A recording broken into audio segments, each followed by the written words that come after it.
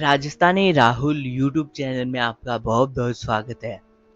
तो दोस्तों, अगर अभी तक आपने हमारे यूट्यूब चैनल को सब्सक्राइब नहीं किया है तो सब्सक्राइब कर लीजिए और बेल आइकन को दबा दीजिए, जिससे हमारी वीडियो का नोटिफिकेशन आप तक पहुंच सके।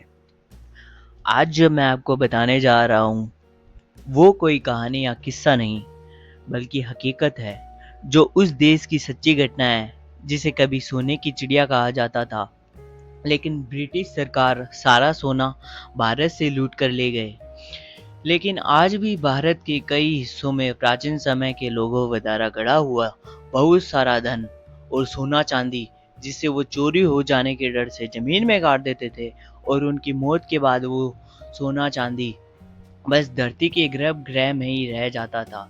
ऐसी ही एक घटना आजकल यूपी के उन्नाव जिले के टोडिया खेड़ा गांव में हो रही है, जहां के एक साधु शुभम सरकार को वहां के राजा रामवक्स की आत्मा ने उनको जमीन में गड़ा हुआ 1000 टन सोने का रहस्य बताया, जो आज के सोने के रेट के हिसाब से इसकी कीमत आंके तो 29 खरब रुपए के लगभग बैठती है।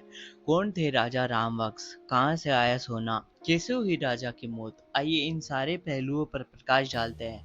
इतिहासकार चंद्रकांत तिवारी के अनुसार क्रांतिवीर सूरवीर राजा ने सन 1857 की क्रांति के दौरान अंग्रेजों के छक्के छुड़ा दिए थे।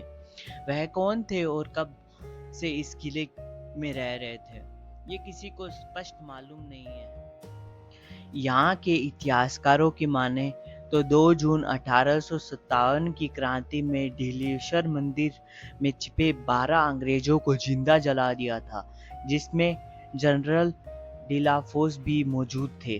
कहा जाता है कि राजा चंडिका देवी के बहुत बड़े भक्त थे।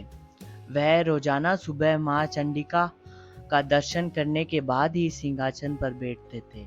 लोगों के अनुसार राजा रामवक्स सिंह पूजा करने के बाद अपने गले में एक गेंदे के फूल की माला जरूर पहनते थे।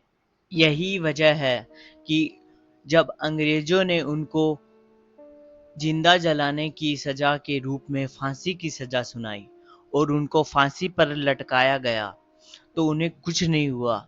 इस तरह 3 बार उनको फांसी दी गई, मगर राजा को कुछ नहीं हुआ। तब राजा राम बख्श सिंह ने अपने गले में पड़े फूल की माला को उतार कर फेंका और गंगा से अपनी आगोश में लेने की प्रार्थना की। उसके बाद जब अंग्रेजों ने उनको फांसी पर लटकाया तो उनके प्राण शरीर से निकल आते। टोडिया खेड़ा के बुजुर्गों का कहना है कि यह खजाना बड़ा तिलस्मी है।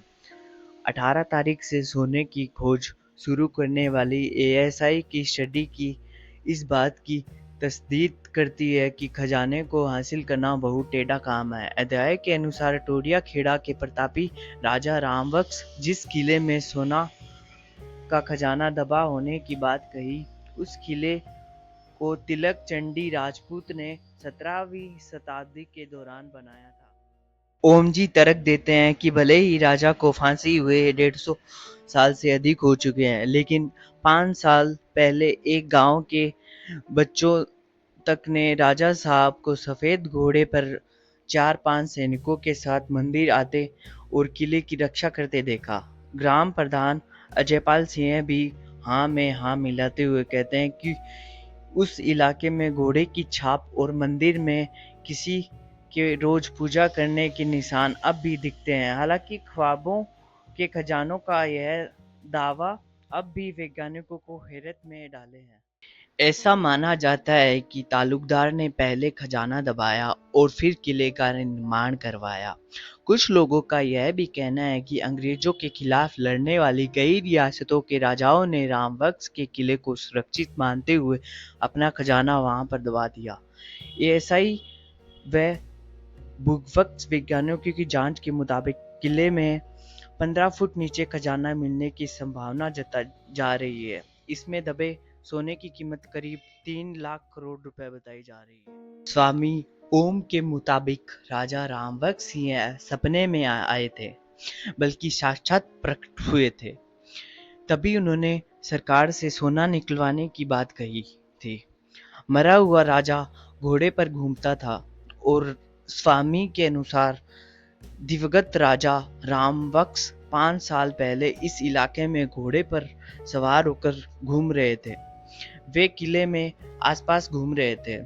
उन्हें इस इलाके में कई लोगों ने देखा। स्वामी के मुताबिक गांव तोड़िया खेड़ा का बच्चा बच्चा आपको इसके बारे में बताया। गांव के ही एक और बुजुर्ग आदमी सीताराम ने बताया कि जब उनकी उम्र 10 साल की थी तब एक बार सरकार ने यहाँ खुदाई करवाना चाहा था। इसके लिए करीब 1 दर्जन के आसपास मजदूर भी लगाए गए थे, मगर कहते हैं कि जैसे ही मजदूरों ने इस किले की खुदाई आरंभ की, उसी समय वहाँ कई सांपों ने मजदूरों पर हमला कर बोल दिया।